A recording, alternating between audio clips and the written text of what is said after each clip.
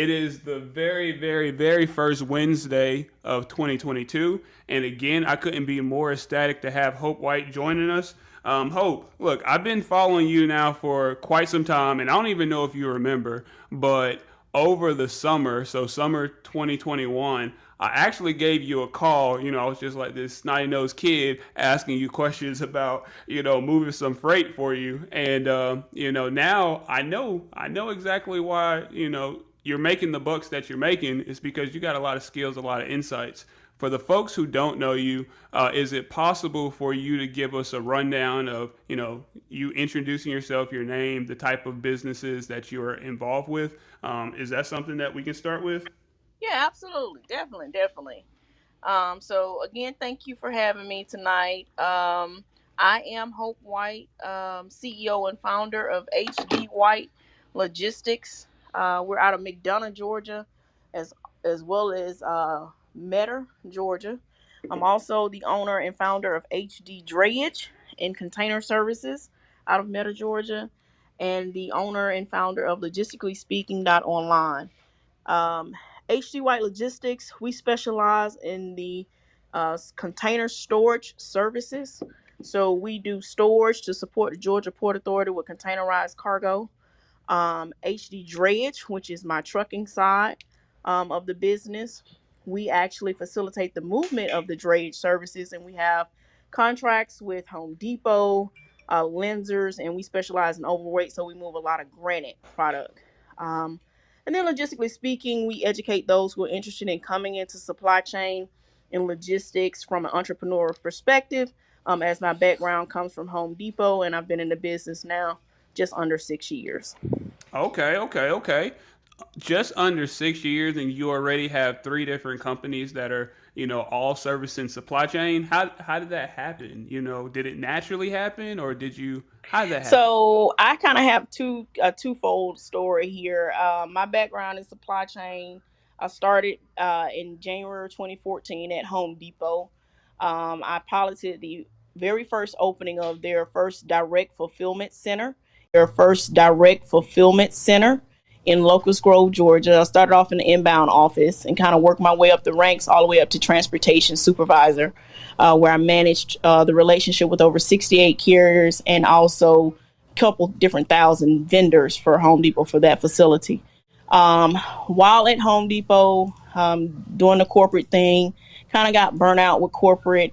My husband purchased a truck, and just in my spare time being off and taking some leave, I started helping him and realized that a great deal of what I was doing at work, it was actually what my husband was doing. So I kind of married the two from that point forward, took someone's brokerage class, bells went off, and we're here. We're where we're at today. Okay. Oh, wow. That is awesome. And look, let's just go back to the beginning. Do you have what is for people who don't know, what's your social media handle? I want people to be. I've already pinned your website up at the top here, Yeah. but I want people to be able to find you. Especially when if they have to leave early. But what's your social media handle? So for IG, you can follow me at HD White Logistics, and it's just like it is, HD White, like the color, Logistics with an S. You can also follow me at Logistically Speaking Online on IG. And then of course, definitely LinkedIn, Hope White, and then HD White Logistics on LinkedIn as well. I'm on Twitter, but I'm not on Twitter. So there I you hear go. you. Yes, ma'am. I'm the same way. I've had my Twitter account since I don't know when it first started, but Yeah. IG and LinkedIn for me, please. Yeah. But yeah, all right, cool. So what's your earliest memory of trucks? Did you have like a parent that was a truck driver?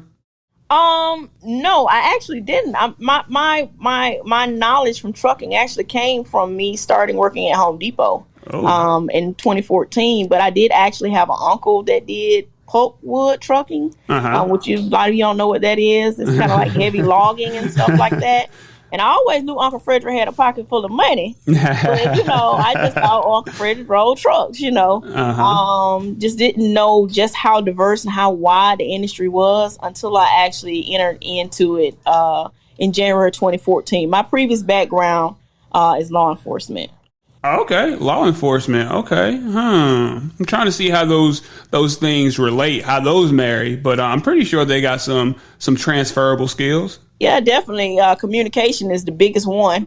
Right. Building relationships. So yeah, definitely that. You have the right to move this freight. Yeah, Okay. Okay. absolutely, absolutely. Okay. And look, so you said that you work for Home Depot, and now you got all these big time customers. You got the UPS, you got the Home Depot, Coca-Cola, Kroger.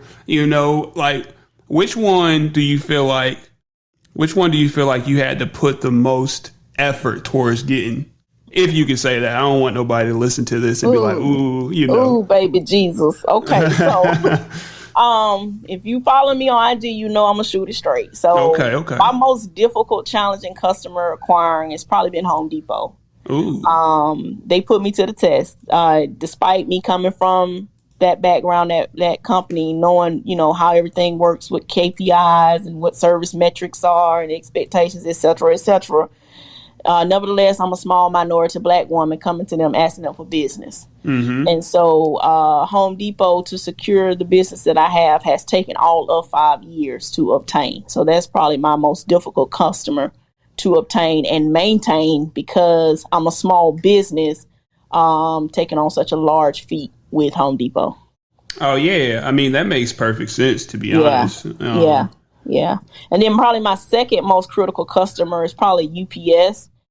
Oh God, they drive me batshit crazy. They have so many requirements and so many demands. We have a 27-year government contract with them through Bell Helicopter, where we move helicopter parts weekly back and forth to North Carolina.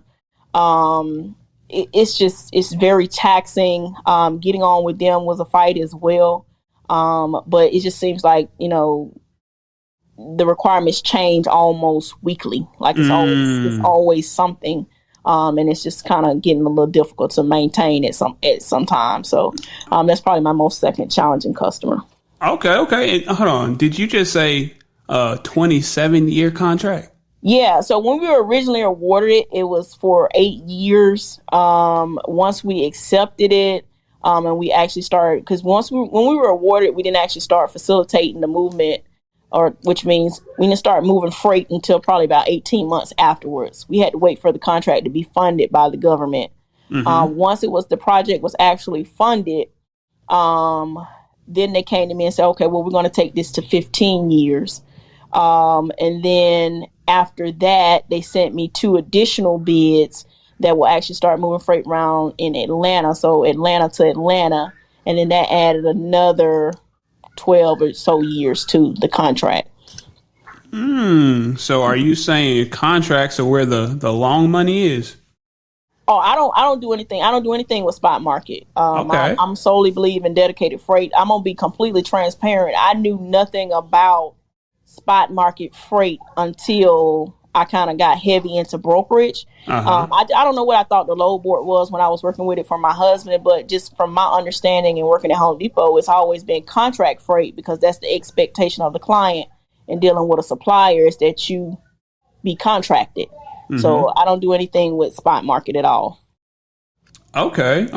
And, essentially, I got so many questions for you. And just for the people who are listening in, one, I want to ask about current opportunities, because this community is born of, young entrepreneurs.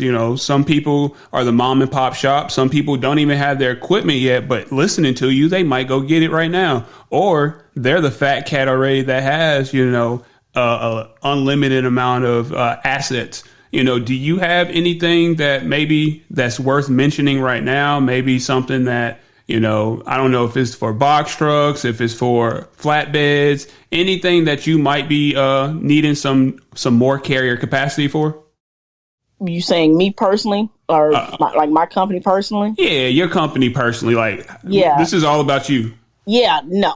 Okay. and I'm gonna say no. I don't want to sound rude with that. I'm gonna tell you why. Okay. When I commit my carriers, which is my trucking company's on HD Drayage side, we have 6 assets. When I commit to my contract, the business that I'm in with Drayage is very risky. And Yes. so whenever I outsource to additional contractors to help us, that risk falls onto my company. That's how Drays work. And so I don't really outsource anything additional in that regards. But if you asking me, do I know where some business at? Absolutely. I got customers calling me all day, every day for flatbed coming out of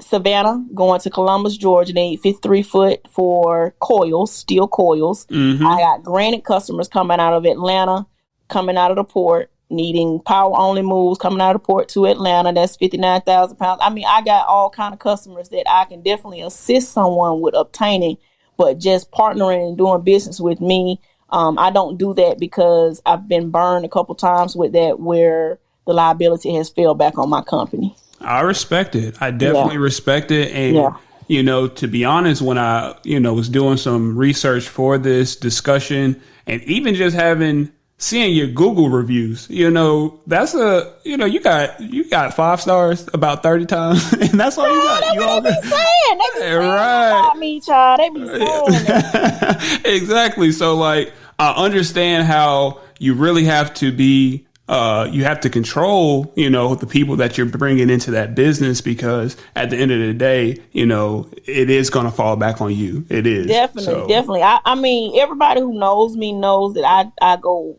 above and beyond trying to help smaller, diverse companies obtain opportunities. That's why I consult and educate in this business. I don't mind sharing. A lot of my students, I give contracts, I give customers. I put them on calls. I take them to meetings. I've taken students to meetings with multiple meetings. I got some students that have sat in Home Depot meetings with me, just to, get the flow of the conversation and possibly even partner, on some business. So I definitely do that, but I want it to be on your company and not necessarily on mine. That can just be a challenge right there. So yeah, I definitely love to give back and help any way I can, but you got to come through the proper channels first. Right. Now, you definitely have to be educated. You have to have a certain threshold, a certain level of, capability. And that kind of transitions me to this one question. This next question is, how critical was it that you had that experience to work for Home Depot before you opened up your own company? Yeah, so that's an excellent question, and Home Depot is one of those customers that I brand as in the lights. It's one of those companies that everybody says, "Oh, I want to do business with Home Depot," not really understanding what is required to do business with Home Depot. So the very first thing that Home Depot ever asked me for, because I utilized the channels of carrier relations first. Before I actually went through supplier diversity, the first thing they asked me for was me understanding my profit margins and my coverage map, and then giving them a capability statement. So then they pretty much made me do like a little song and dance first, and then they asked me for this astronomical amount of insurance, which is $5 million auto, $500,000 cargo, workers' comp, and $5 million general liability. Now, when you're a new carrier, you're small, or you're a new brokerage getting started, that can almost take you under trying to do business with them. Right. So I kind of backed up off of Home Depot initially. My second and third go round with them, I kind of called them at a time where they were in a bind, and they had just recently opened what they call their flatbed distribution centers, or FDCs. Home Depot opened a couple different 1,000 different DC facilities last year. And because of that, their capacity has almost quadrupled. So right now they're grasping at straws to pull on new carriers, and that's how I slid in on flatbed side. Hey, you got to do what you got to do. I mean, some people say that's God, so. Absolutely. Okay. So we slid in there. And then the very last time that we have done business with them, in which every time we've had contract, we now have a drayage contract with Home Depot, and that was awarded for us through partnering with supplier diversity for Home Depot, coming through the mentor protege program for Georgia Minority Supplier Diversity Council out of Atlanta, because we're certified MBE and certified WBE and WOSB. And so that's how we were able to get the Dray contract. Okay. So look, how'd you find out about those certifications and why are those important to you? Oh yeah. So those certifications actually came to me when I first got started. I took a young ladies class out of Atlanta and she educated us on, diverse certifications in that brokerage class. I looked at them and I'm gonna be 100. I was like, I am not paying nobody no damn money. I don't know if I can cuss on him, but I'm gonna cuss. I am not paying nobody no money to tell me I'm black and I'm a woman. I'm just not about to do that. Right. Okay. And so went about a year and a half, 2 years trying to have those conversations without those certifications. And it just kept coming back to it because in those conversations, me reaching out to the suppliers that I wanted to do business with, they will all ask me, are you certified minority owned? Are you certified woman owned? And I'll be like, no, no, no, no. And then I researched it. And then I figured out through conversations with some of these suppliers that there were diverse dollars set aside, but the only way that you could get that, which is diverse dollars turns into set aside contracts, essentially, with every customer you're trying to do business with who has a supply diversity team. Those dollars were only available to me if I became certified. And so that's when I became certified woman owned and minority owned to change the direction of the conversation and essentially put me in place as so long as I aligned with everything they were requiring. Okay. You know what? I feel you. Those are things that you could do yourself. Some people, that's their business and that's cool. I definitely was able to go through and get a couple certifications myself. Yeah. I got that MBE, got that DBE. Well, actually I applied for the DBE and the MBE just rolled in right after, Yeah. Hub Zone certified. And, you got this other thing, it's called CTPAT. CTPAT. Why'd you get that? Because I'm moving international freight. And a lot of the containerized cargo that I move requires that. It's part of the United States initiative against terrorism and acts of terrorism on U.S. soil coming through, basically moving freight. I'm just trying to simplify it here because I don't want to be like real work. But some of the things we were moving like ammunition, medical supplies, pharmaceuticals, what was the other thing? Artwork, and then like really high risk, high value items like granite and marble. Once it gets over a certain value, customers will require you to have that certification. And so that's how we got that. And as well as the SmartWay transport certification. Okay.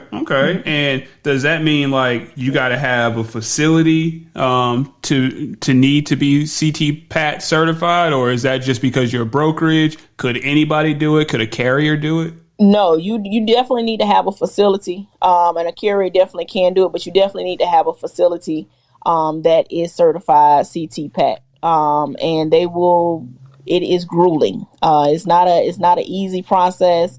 You definitely have to have your own policies and procedures in place to be able to qualify for that certification. Okay.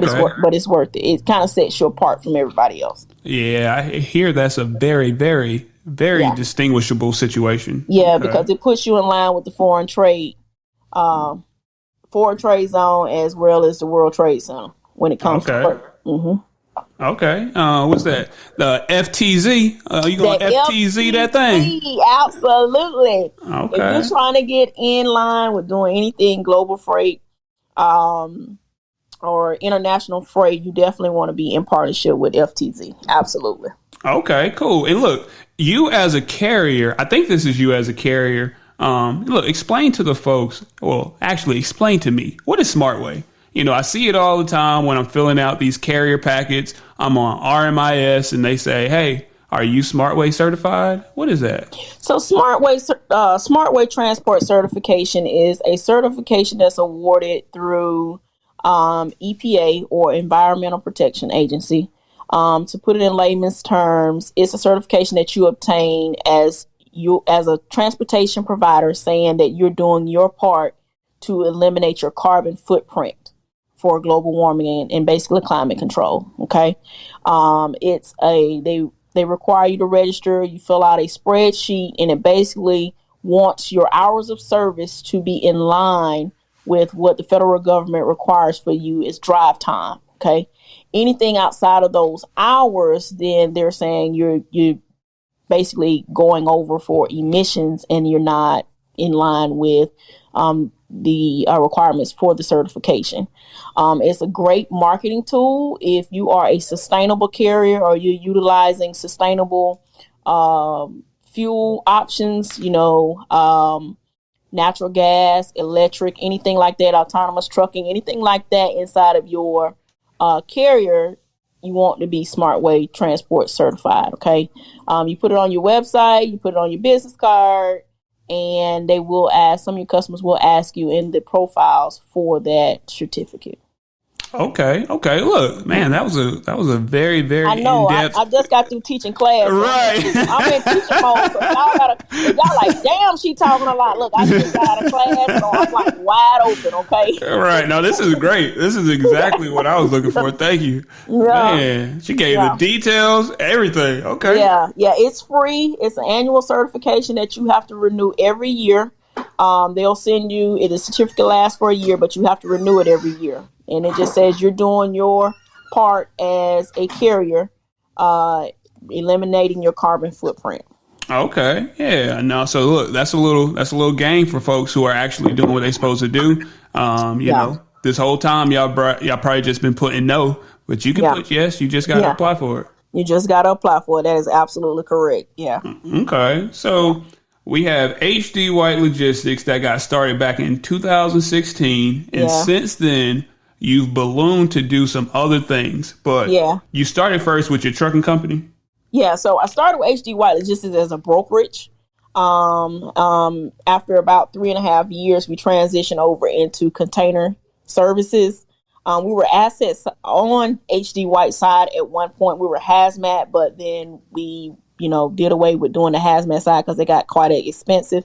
Right. So we just phased over into just general drayage services without hazmat, and that's why HD Drayage was formed, because the hazmat was just like ridiculously priced. Good God, it was killing me. Yeah, was that $5 million minimum? Oh God, yeah, $5 million. So we were doing class 5.1 or above.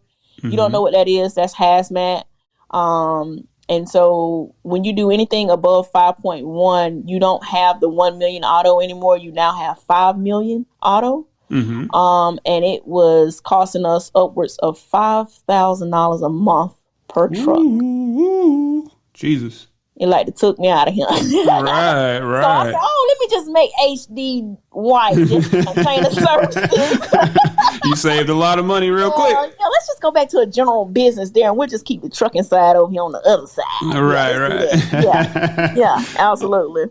Okay. Yeah. Well, that makes, I definitely follow why you would do that. And, with you starting as a brokerage, for the new companies out here, these people who kind of stopped working their 9 to 5 and now they're working for themselves. Yeah. Like, what was your experience like when you knew that you needed to hire your first person? Like, what indications or what was it that you said, you know what, I definitely do need to bring somebody to help me? When my phone was ringing nonstop, my email was going off nonstop, and I couldn't keep up. It became more than I could carry. It's when I brought someone in. But I tell my students and my mentees now, don't do that. That's the wrong logic. We wait till we need help, and then we start grasping at straws of what help we actually bring into our business, because we just need somebody to get in there and help us. I think you can make a better educated decision in selection process if you get help before you actually need it, and you can make a decision on a person that can actually move your business forward, not necessarily coming in and helping you do tasks. And so that is, that's what I give now. But that's when I made the decision to bring somebody in. which I was trying to save on money. I can't afford to pay anybody right now. I just want to get to this amount before I bring somebody in. And that was wrong because it actually kind of stunted my growth because I only had 2 hands and 1 brain. And then when I brought them in, I probably needed 10 hands and in 5 brains. And, it just was too much. So, yeah. I hear you, man. That's some great advice right there. I definitely have a brother that's been out here. I'm talking about moving and shaking, and that's the exact same thing he said. Yeah. Before starting his businesses, he already puts his team together. Yeah. He's smart. He's smart. I definitely recommend that going forward for anybody, small business. I know you're looking at the money aspect of it, but just look into alternative resources for bringing help on, internships. A lot of your local colleges, universities, technical colleges have internships for some students that is in supply chain and logistics. Also look at the Georgia Department of Labor, as well as your local high school for career development programs that they have wanting to insert students. You only need an additional 20 to 30 hours a week, and that could really take a load off of you. Yes. I'm actually in the market myself. Hint, hint.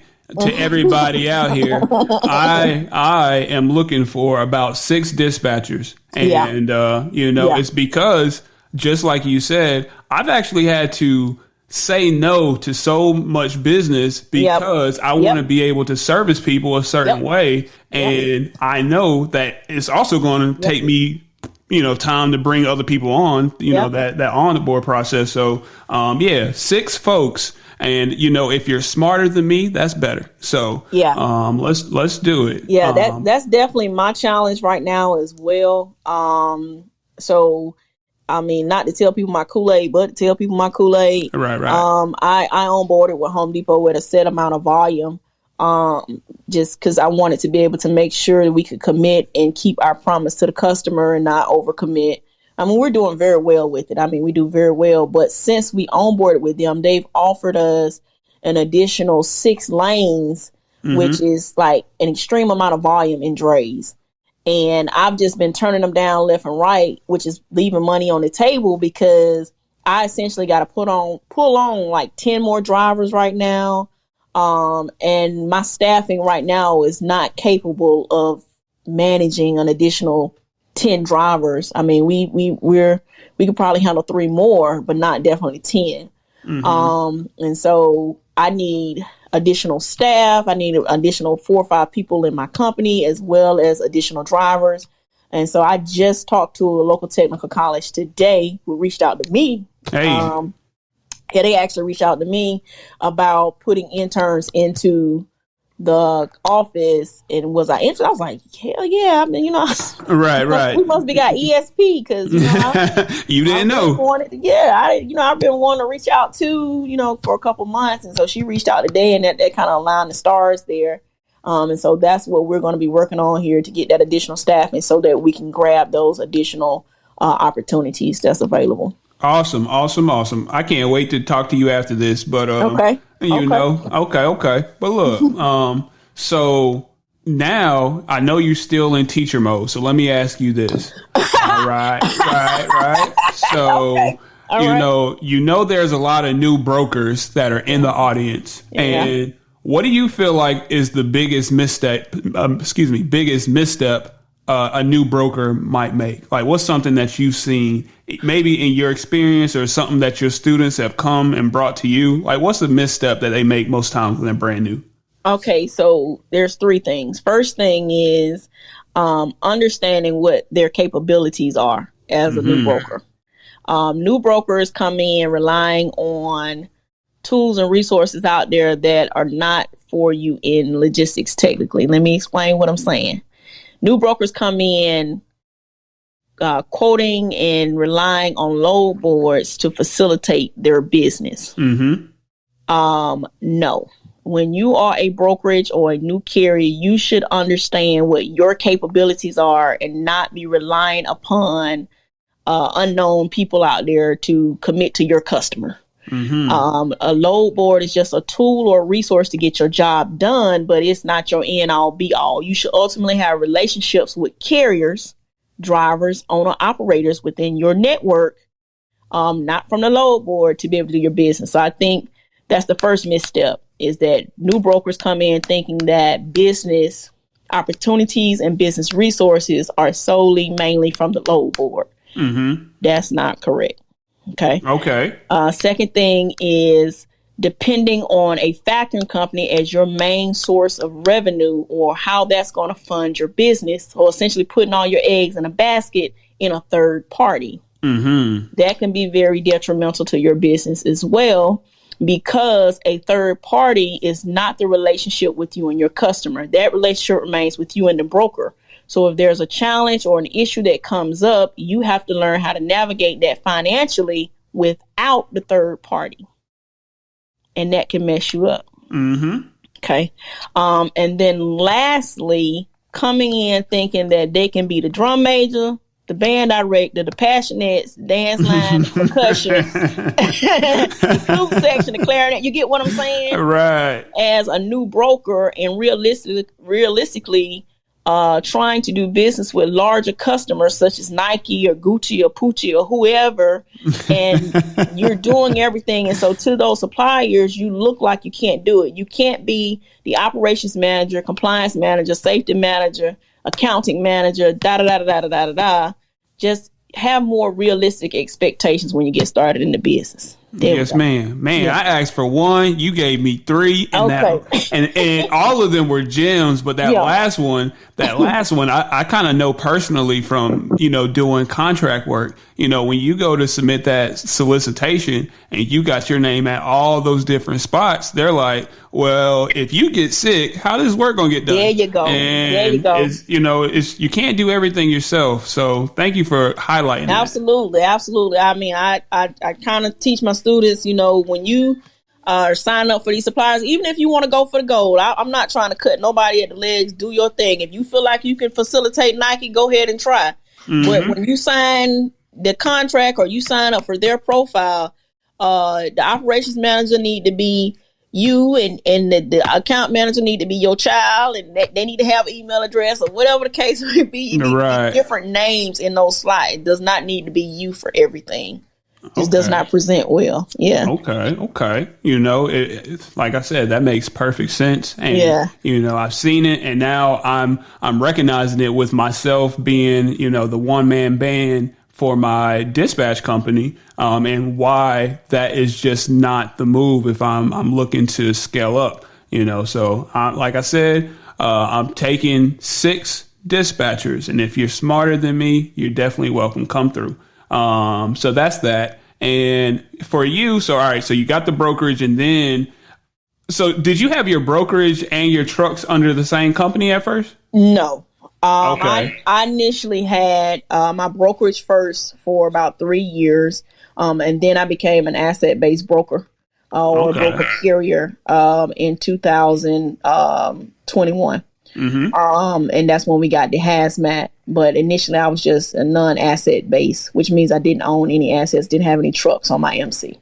Okay. So is there, let's just, I want you to I'm trying to throw this out there because I know you're the teacher. Let's just say a broker out here, they got their MC and now they just came up on a truck. Should they have that same truck under that same company got that broker MC?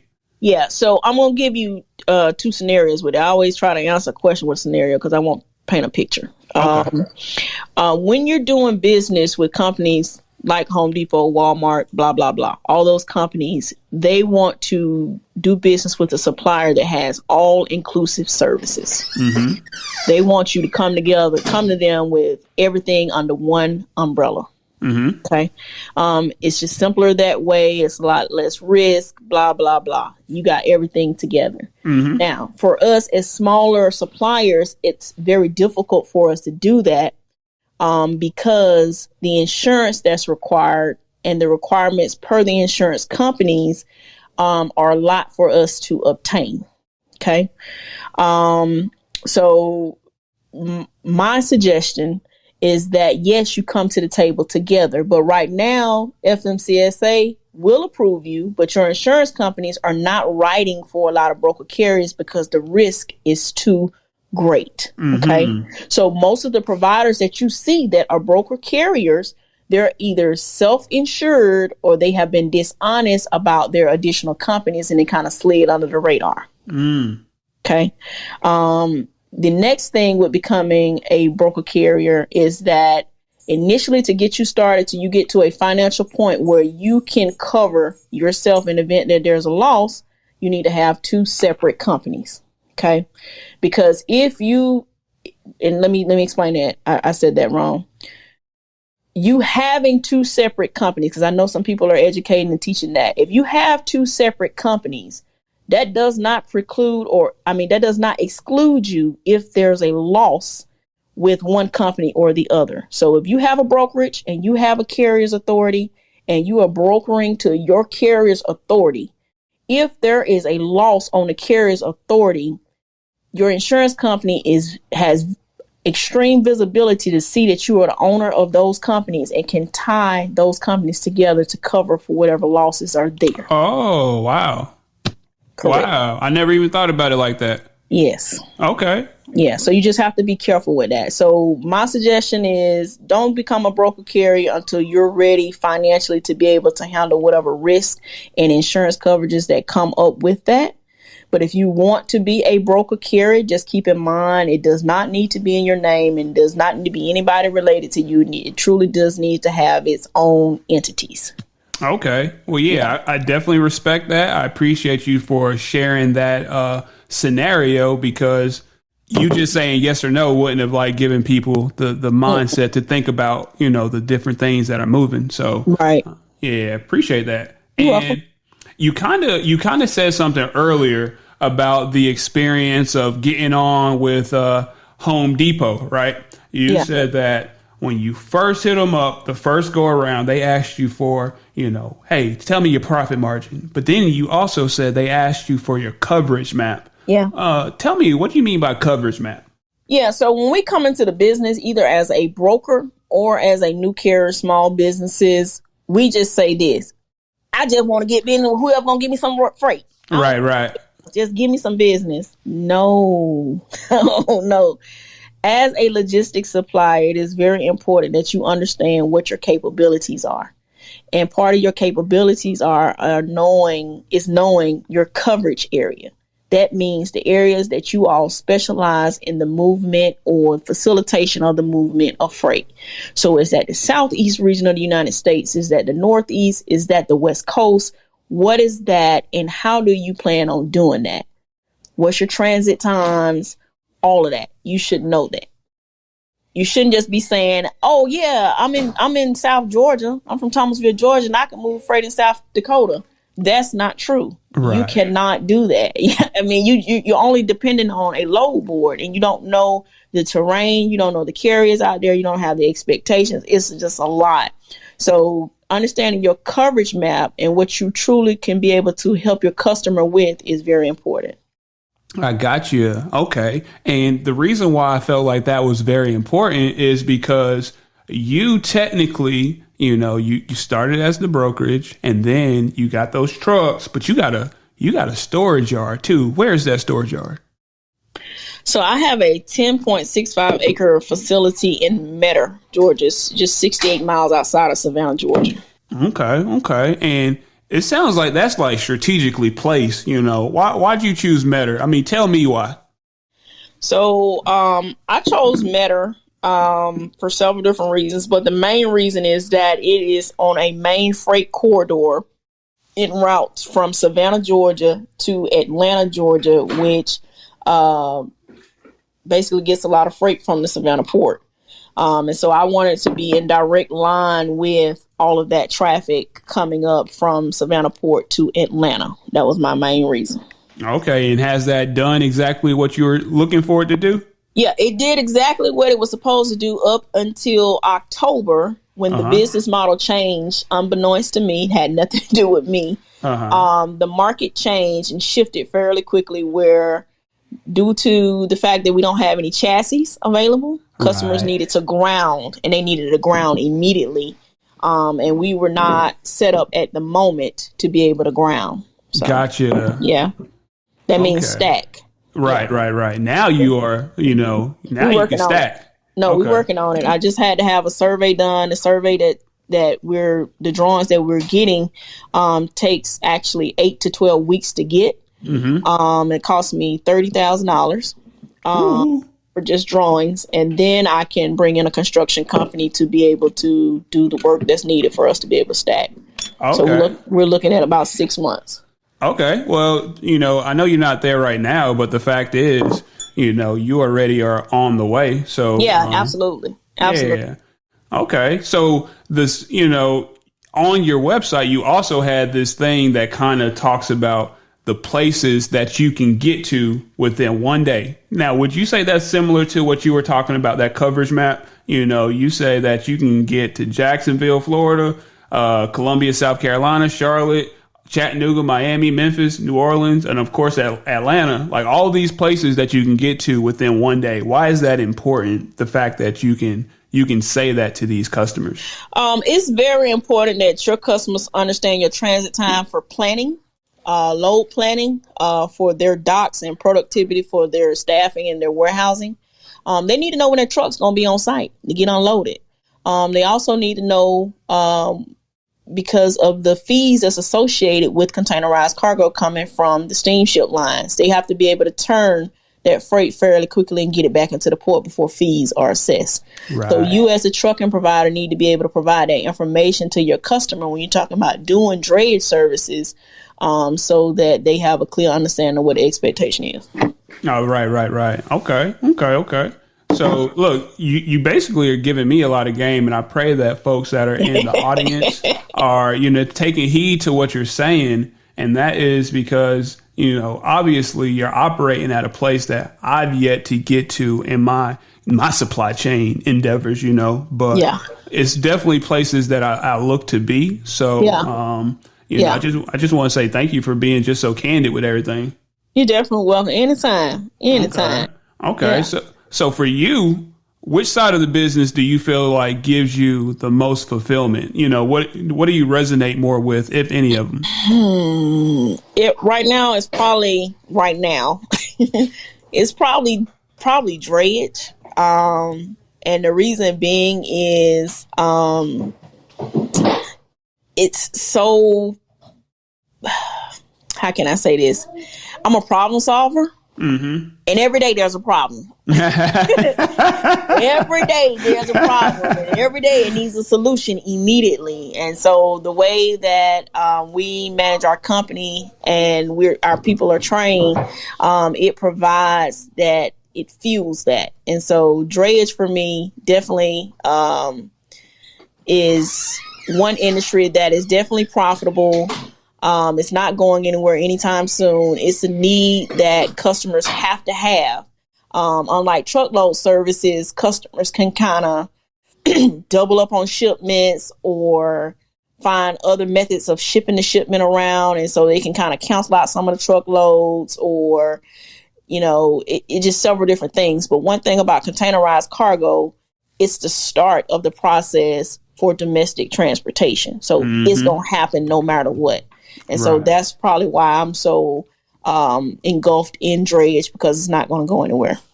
That is here to stay, and you made some great points.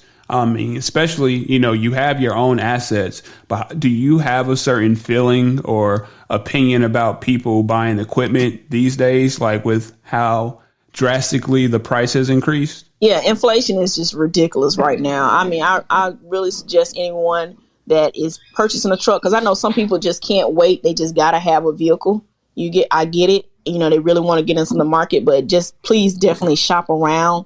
Don't just pay a price because, you found something, it's available and you want to get it. Definitely shop around as much as you possibly can.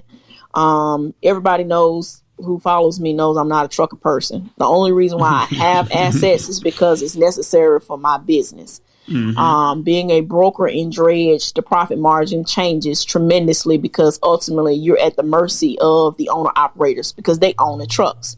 You as a broker don't really, all you're doing is giving them the work.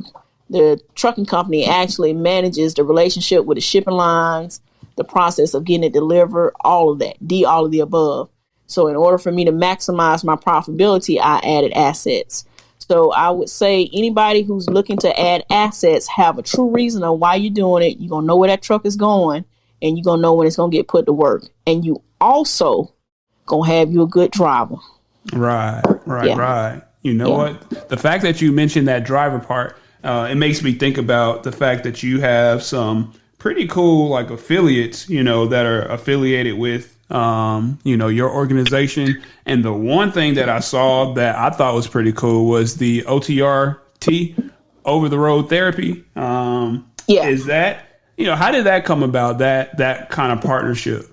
Yeah, so over the road therapy is actually my admin, Miss Stephanie Hedden. Oh, that's what's up. Yeah, she was in my office. She's never been in logistics trucking, but just listening on a day-to-day basis of some of the things that drivers deal with that's kind of unspoken of, like family issues at home, mental illness, or being on the road long way from their family, weight issues, just general mental health issues, financial issues, all of that.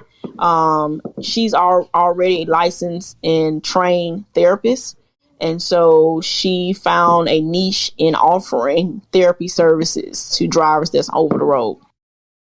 Okay. Yeah, that is awesome. I love to hear that, just because, there's so much stuff that goes unsaid. And, the fact that you have somebody that is already a part of your organization that is trained and licensed and can actually speak to that, it gives like a service that you couldn't even pay for that. Yeah. You know what I mean? Yeah. You couldn't even pay for that. Yeah, she just launched it last year. And yeah, she's definitely in a kind of field of her own there, because she's specializing in catering to truckers, and they can talk to her over the phone. They don't have to come in for a visit or anything like that. It is all through the telephone. Okay, cool. And the last thing that I really saw that I was, interested in when it came to those affiliates is you have Operation Lunchbox. Tell me about that. Okay, so Operation Lunchbox is an organization, nonprofit organization out of McDonough, Georgia, that specializes in prepared lunches for students at home who may not necessarily be getting enough food in their households. I joined this organization back in 2019 as a way of helping with child hunger in the school system. A lot of kids are in the school system, parents, and, are not making enough to keep food on the table. And so Operation Lunchbox steps in and makes weekly donations to homes that the school system identifies as in need of additional resources and food. Okay. Well, look, I definitely went ahead and posted that link. This right here is a link where you can actually donate to that organization that she just said. I mean, because you just got to think, kids got to eat, and not everybody is in a spot to be able to, put as much food on the table. So I just wanted to drop that link in here just in case there were any folks that were in a spot where they could sow a seed. So thank you. Thank you so much. We appreciate it. Oh, yeah, no doubt. And look, I know it's getting pretty late. You done had a long day. You done taught. You just getting home. You probably got a lot of things to do. So I wanted to, just throw on hand raisings for maybe some questions. For maybe what would you say? You got 5 to 10 minutes? Oh no, I can talk for about 10 more minutes. Okay, cool. Well, look, I did just turn on hand raising. So if you had a question, just go ahead and raise your hand. And of course, I'm going to give you my last question because, I just stay with the questions. So, what is one thing that you're a part of?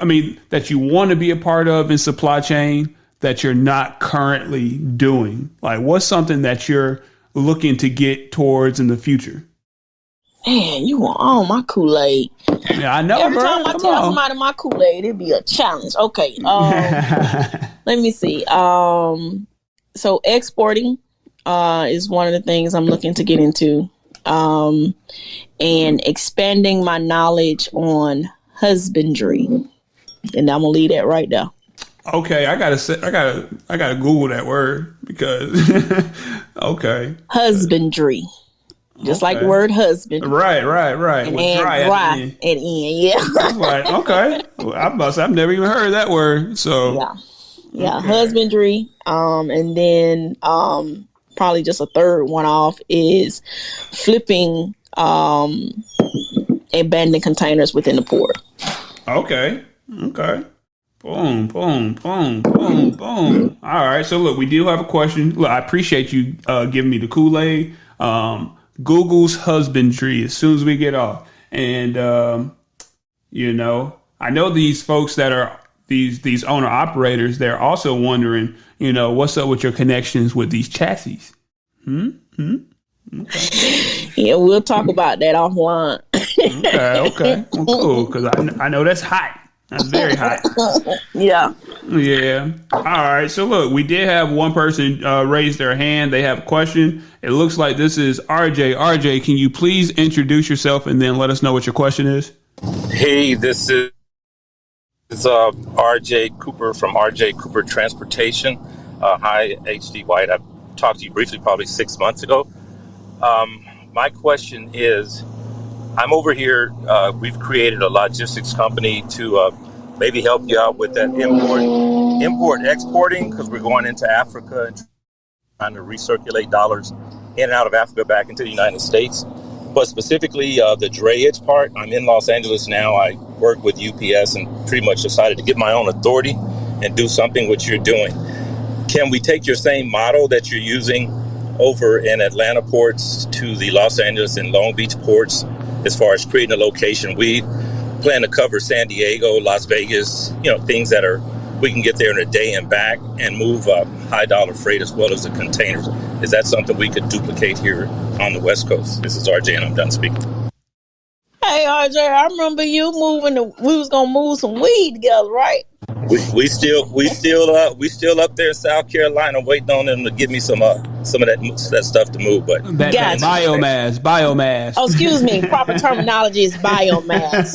Sorry. We moving no weed. Sorry. I remember you. Absolutely, RJ. You definitely can duplicate the process that I have. There are other companies that's doing it. I'm just probably a more visible minority that's doing it. But yeah, absolutely. You definitely can duplicate this process over in San Diego, Houston. Charleston is in a great need. That's right there next door to you. They're in need. Jacksonville is up and coming and expanding, to be able to support, some of this overflow. But just keep in mind when you talk about doing it on the West Coast, those prices are almost triple what you would find here on the East Coast, as far as land prices or even warehousing prices, et cetera, et cetera. So you just have to consider those costs. But yes, the process can definitely be duplicated over on the West Coast. Absolutely. My problem is your problem, and I wonder if I plan to get these contracts because I'm a veteran as well. If I needed to have some drivers, can I call you up and you can send me some of your drivers to come down and help me get some of this money? Yeah, I can tell you emphatically, my drivers ain't coming past South Carolina, North Carolina. And let me tell you why, RJ. They're spoiled. They make the necessary money. They make what OTR guys make over the road within 150 miles, 200 mile radius. So they don't have a need to expand, and they don't want to expand. It's kind of difficult. But I can definitely help you with some other things if you need it. But I can tell you, my guys ain't gonna budge. They spoiled, right? I appreciate everything you're doing. You guys are awesome over there. And I've been speaking with some of the folks in Georgia, and that was what I was afraid to hear. They like, Ron, we're not coming over there past the Mississippi. We come home every day. And I'm like, damn, must be nice. Yeah. We're here out of Absolutely. They're home. Our drivers are home every day. They know what they're going to do every week. If they want to work Saturdays and Sundays, that's an option for them. It's never mandatory. They're always Monday through Friday. So telling them I'm gonna probably pop my collar a little bit here. We had 4 loads need to move to Arizona at $20,000 a load coming out of Savannah, round trip back to Savannah, coming out of Savannah, going to Phoenix, Arizona, and then bringing a container back to Savannah. $20,000 a container. Okay. My guy said, I don't care. I don't want it. HD White, listen, next time that come up, call me. I'm going to go ahead and grab my truck, and I'll come and get it and come right back. Okay. I mean, All we right. get solicitations like that all the time, because you got customers bringing freight in from everywhere right now to everywhere. But yeah, these guys are really spoiled. It's about home time for them. They manage their budget with what they're making, and they're perfectly fine with staying close to home with their kids and family. All right. That's what happens when you take care of your drivers. I appreciate that. Thanks for this is RJ, and I'm going to land my plane. Thanks. All right, RJ, thank you so much for that question, brother. And best of luck, brother. Best of luck. It looks like we did have one other question. I'm going to go ahead and turn off hand raising just because, y'all was a little slow. So nothing more than that. But we did have one person just join. Can you please introduce yourself, Ms. Mosley, and let us know what your question is? Hello, my name is Tisha. I'm a carrier out of Florida. We just began doing drayage, and I have a question for Hope. Well, 3 questions. The first one is, being a carrier, it was recommended by my new mentor this week that I become a broker.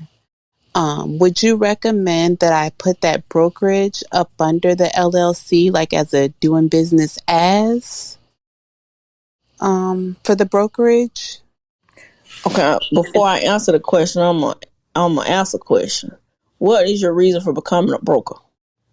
She said so that I can get the contracts more direct. Like, No. she's actually a procurement specialist. So her specialty is going to be the government contracts. But you're saying no? So it depends on, that's kind of a tricky thing. It depends on who the customer is and what their expectation is. In my experience and in my training, customers want to do business with asset-based trucking companies. You as a broker don't necessarily have guaranteed capacity, and a customer is paying you for your commission. When you're asset based, you hold all the cards. You got all the trucks. You can slide your prices up and down because they're your trucks. You manage them on a day-to-day basis. So it's been my experience that customers lean more towards asset based than they do brokerage. Now, again, I don't know what that customer is requiring. I don't know if they want you to become a broker because you can diversify your services and offer multiple modes of service. Maybe that's why that is, because then you can, bring on other guys to help with multiple things. Maybe that's what that's about. But it's in my experience, you should be asset based, like a trucking company. A trucking company holds all the cards. And then as far as you adding the brokerage and then putting it under, and maybe as a DBA, or maybe getting a parent company and then having that under one umbrella, you might want to look into that piece of it. All right. Thank you so much for that answer, Hope. What was that next question, Tisha? Will that limit the brokers that are willing to work with me if they see that we also have a brokerage affiliated with our company? Absolutely. Yes. Yeah. Absolutely. 100%. That's why I was kind of cringe. I don't like to kind of come behind people and stuff like that, because they'll see that as you're trying to double broker. If you're trying to partner with another brokerage, you should be asset based. If you're trying to partner with a supplier, it is more beneficial as a supplier to work with you as an asset based company versus a brokerage. A brokerage, a customer is paying for your commission. They're not paying for your assets. They're paying for your commission. And so if a customer can get out of paying an additional 30%, 25% on top of whatever they're budgeted for, they will do that and go with a trucking company. Okay. And then my final question. So now I have my minority certifications, like with the state of Florida and things like that. I don't have any government loads yet, or government contracts. Do you have any of those? Have you found any, being that you're certified?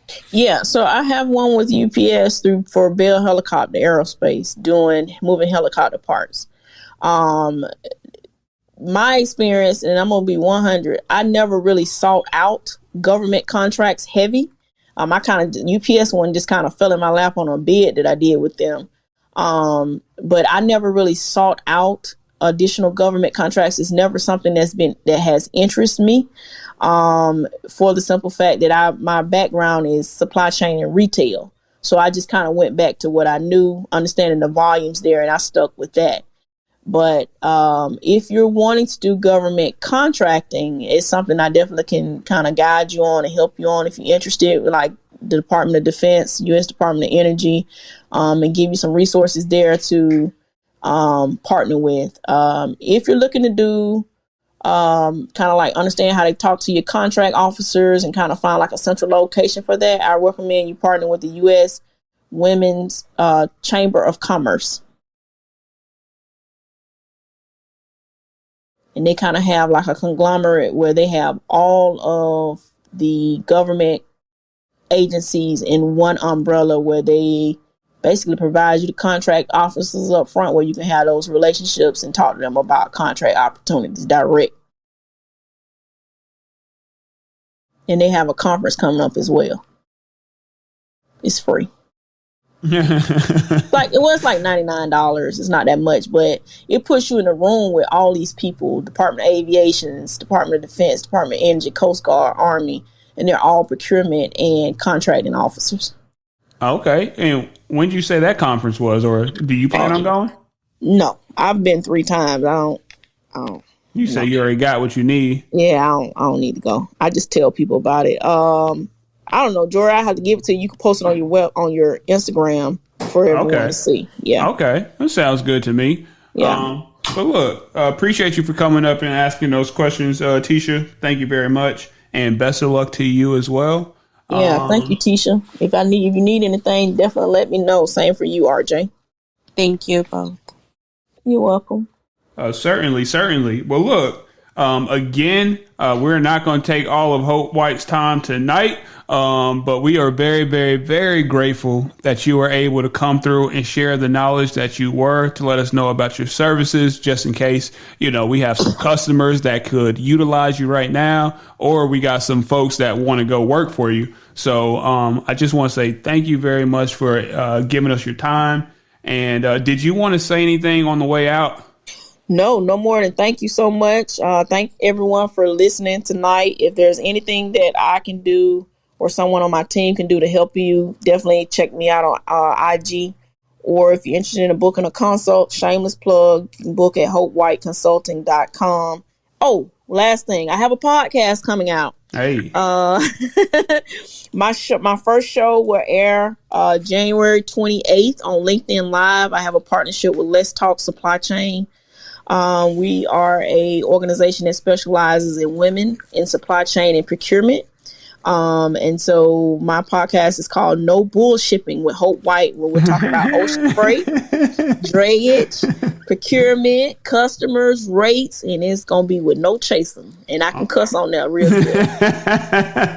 All right. Well, look, let me know how I can support you, because I'm definitely here to do that. I'm excited for it because I know you're going to have some good stuff out there. Absolutely. I'm very excited. So the first show airs, the show airs every 4th Friday of the month, but the first one will be January 28th at 10 a.m. live on LinkedIn and YouTube. Okay. All right. Well, y'all better set your calendar. Go ahead and head over to LinkedIn to make sure that you add Hope. Actually, I tried to add you about maybe a month ago. I'm still waiting. Shut up. Don't talk about me like that. I don't even be on LinkedIn like that. I got so many requests on LinkedIn. Look, I logged in the other day. It was like 99 requests. I was like, what in the world? Because you popping. All right. Folks want to be connected to you professionally. So, well, I appreciate it. Thank you so much. No doubt. So look, next week, y'all, we're very excited. I'm very happy to have been able to start the year off right like this. On Monday, 7:30 Eastern Standard Time, we're going to have freight waves up there. We're going to talk about the places that you should send your trucks, leveraging Sonar, which is their analytics tool. And then next Wednesday, we're gonna have a brokerage on this bad boy. They just got purchased. They got purchased up for about, $200-300 million. So I'm excited to welcome Molo up here next week. We're going to be speaking with them brothers. What And up? Go ahead, Molo. Yeah. So congratulations to them, and we're looking forward to having them on the stage next week. So again, y'all, appreciate the support, and I pray your dreams are fulfilled in 2022. If I can do anything to help you, please just reach out to me. Send me a little back channel situation in Clubhouse, or reach out to me via Instagram, or send me an email. All my stuff is in my profile. So appreciate y'all. Y'all have a blessed night. And thank you again, Hope White. All right. Have a good night. Thank you. You too now. All right. Peace. All right. Bye-bye.